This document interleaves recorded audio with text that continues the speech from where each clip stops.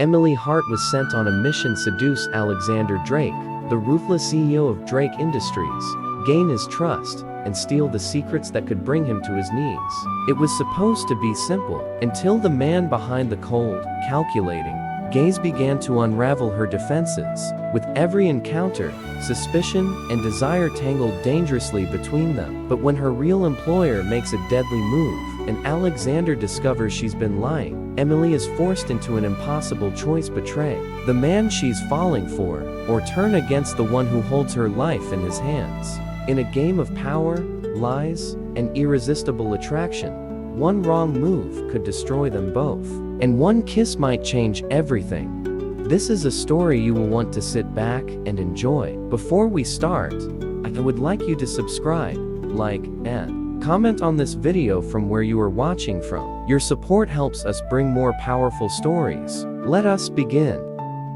The rain-slicked streets of New York glistened under the sharp glare of street lamps, each puddle reflecting fractured fragments of light. Emily Hart kept her pace brisk, her coat collar turned up against the wind, her heels clicking like a metronome, counting down to the moment she either made the worst decision of her life, or the most dangerous. She had been given his name only once on a folded piece of paper slid across a caf table by a stranger with a smile to polish to trust: Alexander Drake, CEO of Drake Industries, and the man she was going to destroy.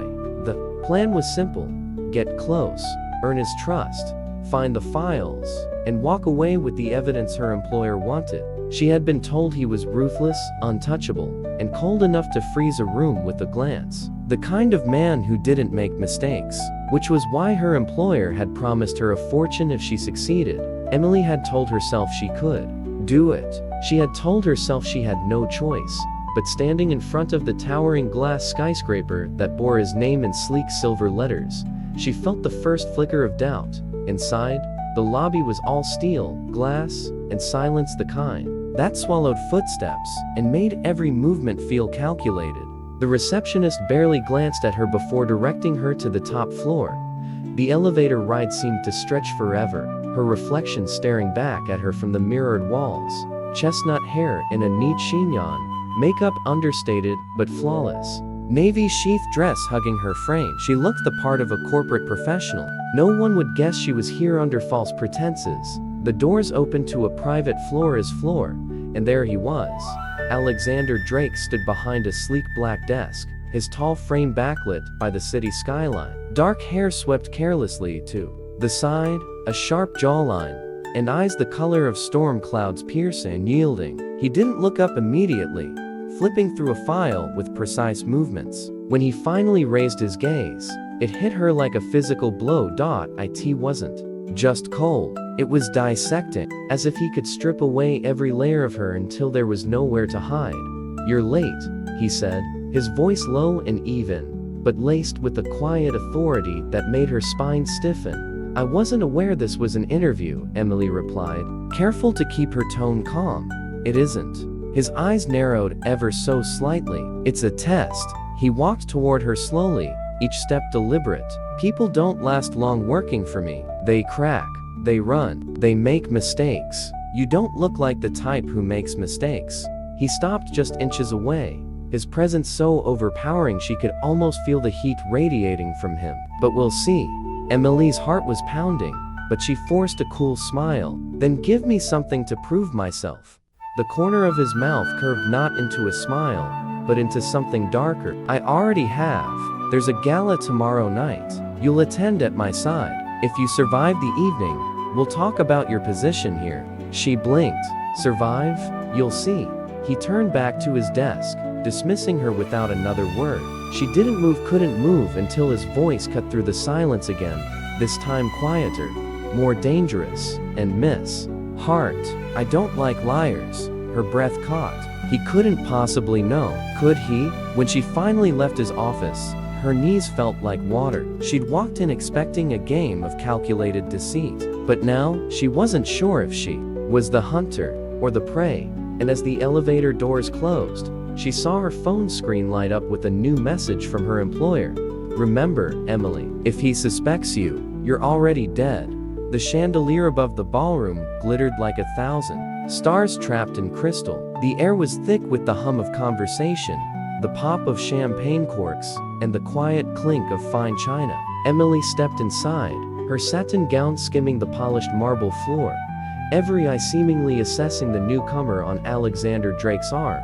His grip on her hand was light, almost casual, but there was an undercurrent of possession in the way. He guided her through the crowd. Alexander, in a black tuxedo, was a different kind of lethal, refined, commanding, magnetic. He spoke to people with a nod, a few words, and a glance that made them either straighten or retreat. She realized quickly that he didn't need to raise his voice to hold the room. The room bent to him naturally. "You're quiet," he murmured without looking at her. "I'm observing," Emily replied, her voice low, matching his. His eyes flicked down to her, sharp enough to make her pulse trip. "Good. Observation is a weapon if you know how to use it." They paused as a group of men approached, all smiles and champagne. Introductions blurred: senators, investors, board members. She played her role perfectly, smiling when needed, offering sharp, but measured remarks.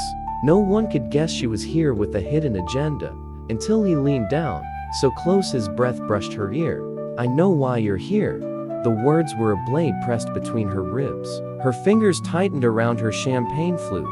She forced a laugh, light and airy. "Is that so?" His smile didn't reach his eyes. "You're too perfect, too polished, and yet, there's something about the way you look at me, like you're counting the seconds until you can slip away." People who want something always look like that.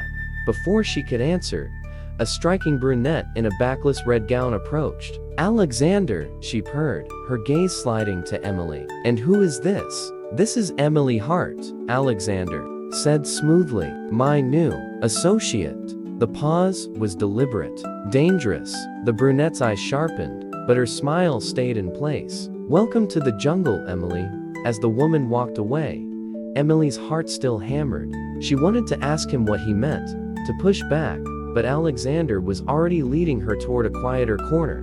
He stopped beside a balcony overlooking the city lights. "Tell me, Emily," he said softly, "if I wanted to know every secret you've ever kept, how long do you think it would take me?" She met his gaze head on. "Depends. How badly do you want to know?" His jaw tightened, the faintest hint of a smirk playing at his lips. "Badly enough to find out tonight." Before she could process the implication, a loud crash echoed from inside the ballroom, followed by the unmistakable sound of glass shattering, and people gasping. Alexander's expression shifted in an instant from curious to ice cold. "Stay here," he ordered, striding toward the commotion. Emily didn't listen. She followed, weaving through the crowd, and froze when she saw who stood at the center of the chaos. It was the man who had hired her, and he was staring straight at her. The man's smile didn't reach his eyes, and Emily knew better than to think it was friendly. Her stomach tightened. "He shouldn't have been here, Emily."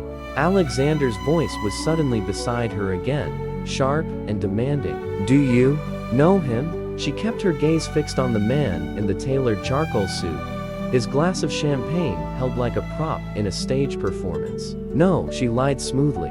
Alexander studied her face, and she swore he could hear the thundering of her heartbeat. "Strange," he murmured, his tone deceptively casual. "Because he looked at you like you were old friends." Before she could respond, the man moved toward them. "Mr. Drake," he greeted warmly, offering his hand. "Daniel Cross. We've corresponded before." Alexander shook it once, briefly. "I remember. You were persistent." Daniel's gaze slid to Emily. "And who might this be?" "My associate," Alexander said evenly, his voice clipped. "Why?" Daniel's smile widened, but his eyes stayed on Emily. "Because I think I've met her before, somewhere, far from the glitter of this ballroom." Emily forced a small laugh. "You must be mistaken." Daniel said softly, almost to himself. "Perhaps." But as he stepped back, his lips curved into something that made Emily's blood run cold. She knew that look. It meant trouble. Minutes later, Alexander excused himself to speak with a group of investors, but Emily barely noticed. Her phone buzzed. In her clutch, unknown number. "Don't react. Meet me on the terrace in 5 minutes." She glanced toward Daniel. He wasn't looking at her, at least. Not directly, but she could feel the weight of his presence even through the crowd. 5 minutes later, the terrace air was cool against her skin. The city stretched endlessly below, glittering like shattered diamonds. Daniel was waiting, leaning casually against the stone railing. "You weren't supposed to be here," Emily hissed. He shrugged. "Plans change. Alexander Drake is moving faster than we expected. Whatever he's hiding, I want it sooner." "That wasn't the deal," she said, keeping her voice low. "I was supposed to gain his trust. That takes time." "You don't have time anymore," Daniel replied. "Something's coming. I can't say what, but if you don't get those files within the next 72 hours, you're useless to me." Her pulse spiked. "And if I refuse?" Daniel's smile turned thin and cold. "Then you and I both know how this ends." A sudden shift in the shadows caught her attention, and her breath froze in her lungs. Alexander stood in the doorway leading to the terrace, his expression unreadable, the light from inside casting him in stark relief. "How long?" he asked quietly. "Have you two been acquainted?" The terrace suddenly felt smaller, the night air sharper. Emily's breath hitched as Alexander stepped closer, the controlled precision in his movements making Daniel straighten subtly, like a man realizing he was in the presence of a predator. "Mr. Drake," Daniel said smoothly. "You're misunderstanding." "I rarely misunderstand," Alexander cut in, his tone a blade wrapped in velvet. "But I do hate being lied to." Emily forced herself to meet Alexander's gaze, though the weight of it made her knees feel unsteady. "We ran into each other before, that's all." Alexander's eyes narrowed cold, assessing. "Where?" Daniel's smirk deepened, sensing her hesitation. "A charity event," he answered for her, his voice dripping with false ease. "She probably didn't think it was worth mentioning." "Funny," Alexander murmured, stepping closer to Emily until the space between them was almost nothing. "She's mentioned much less important things." The tension was a living thing, pressing in from all sides. Emily could feel Daniel's silent warning at her back and Alexander's piercing suspicion in front of her. Her lungs felt too tight, her pulse too loud. "Mr. Cross," Alexander finally said, breaking the standoff. "I believe my associate and I have business to discuss. Alone." Daniel gave a slow, mocking bow. "By all means, don't let me interrupt, whatever this is." When Daniel left, Alexander didn't move. He just looked at her, the city lights casting his face in harsh planes and shadow. "I'm a patient man, Emily," he said softly, "but I don't play games I can't win. So here's what's going to happen tomorrow morning. You're going to walk into my office and tell me exactly who you are and why you're here. And if I don't," she asked, her voice barely above a whisper. A faint smile touched his lips, though there was no warmth in it. "Then I'll find out myself, and you won't like my methods." Her mind raced. If she told him the truth, Daniel would make good on his threats. If she lied, Alexander might destroy her himself. She was trapped in a tightening vice. Alexander leaned in, his voice dropping to a dangerous murmur. "One last thing, Emily. If you're here to hurt me," his eyes darkened, "you'd better be ready to finish the job." Alexander's words hit Emily like a punch. "My employer?" she echoed, keeping her voice steady despite the adrenaline surging through her veins. His gaze sharpened. "You're not going to ask who I mean?" She forced a faint smile. "If you already think you know, why should I bother?" Alexander stepped closer, his presence an unyielding wall. "Because, Emily, 30 minutes ago, someone breached my company's encrypted servers from an access point tied to Daniel Cross's firm. Whoever did it didn't just try to take data, they tried to plant something dangerous." Emily's stomach sank. Daniel must have decided to accelerate the plan. And now, she was standing here, looking guilty by association. "I had nothing to do with it," she said quickly. "I've been here all night with him," Alexander cut in. "Not with him," she countered, heat rising in her voice. "I didn't even know he'd be here tonight." Alexander studied her for a long moment, as though trying to read the spaces between her words. "Then help me prove it." Her breath caught. "Help you? You're already in the middle of this," he said, "whether you like it or not. And if Cross thinks you're still useful to him, That's leverage I can use. It was an insane idea. Working with Alexander meant betraying Daniel, and betraying Daniel meant gambling with her own life. But if she didn't, Alexander might dismantle her without blinking. I need to think, she said, stepping back. You don't have time to think, Alexander replied. Cross made his move. I make mine at dawn. You'll be there when I do. The next morning, at Drake Industries' executive floor, Emily walked into Alexander's office.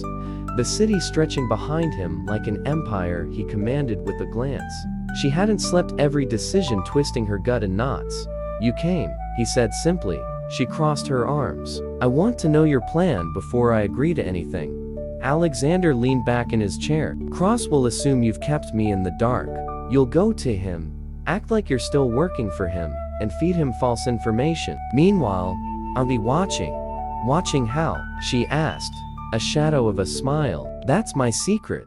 Emily hesitated. And if Cross finds out I've turned on him? Alexander's gaze held hers, unflinching. Then I'll make sure he never gets the chance to touch you. Her heart stuttered. It was a dangerous promise, dangerous because she almost believed him. Emily's pulse thundered in her ears. Daniel Cross, here, and asking for her alone. Alexander rose from his chair in one smooth, predatory movement. You're not meeting him without me. Then he'll know, Emily replied, her voice taut. If he sees you hovering, he'll smell the trap before it's sprung. For a moment, Alexander just stared at her, jaw tight, the struggle between control and trust warring in his storm gray eyes. Then he stepped aside, though his voice was cold steel. 10 minutes. If you're not back by then, I'm coming in. Emily nodded, though her legs felt like water as she crossed the polished floor to the private conference room where Daniel waited. He was leaning against the table, perfectly composed, a predator in an expensive suit. Emily, he greeted, his smile all teeth. You've been busy, been working, she replied, closing the door behind her. Just like you told me. Daniel tilted his head. Funny, because from where I'm standing, it looks like you're getting comfortable with Drake. Maybe too comfortable. Her chest tightened. If you don't trust me, why send me here in the first place? Because you were supposed to be my eyes, Daniel said, stepping toward her, his voice dropping to a dangerous murmur. Not his. Emily forced herself to hold his gaze.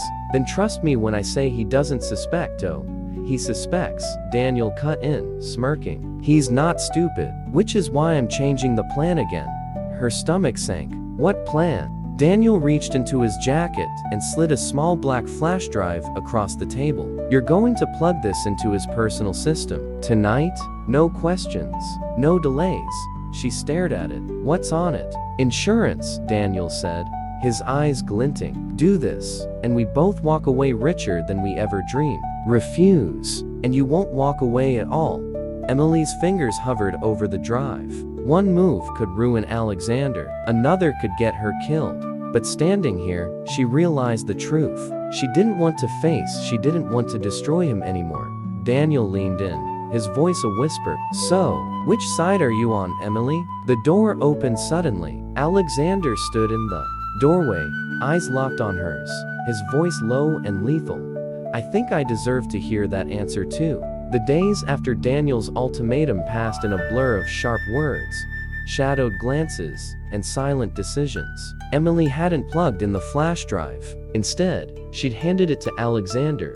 She half expected him to throw her out, to unleash the full force of his power on her for deceiving him. But he hadn't. He'd simply studied her with that piercing gaze until she felt stripped bare, then quietly said, "You had a choice. You made the right one."